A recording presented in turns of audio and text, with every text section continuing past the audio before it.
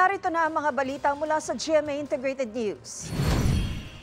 Tiniyak ng Department of Migrant Workers na ligtas at maayos ang lagay ng 15 Pinoy na sakay ng inatakeng container ship sa Red Sea. Nagbigay na raw ng instruction ang DMW sa Sea Base Operations Units nito para i-monitor ang sitwasyon. Tumatawid sa Bab al-Mandeb Strait ang Al Jazra container ship nang tamaan ng missile na kagagawan daw ng mga rebeldeng Houthi sa Yemen. Nito lamang Nobyembre nang i-hijack ng mga rebelde ang isang cargo ship sa Red Sea. Narito naman ang iba pang balitang binabantayan ng GMA Integrated News. LPA sa loob ng Philippine Area of Responsibility. Binabantayan kung magiging bagyo. Department of Agriculture, inaasahang maaabot ang 20 million metric tons ng palay sa katapusan ng taon.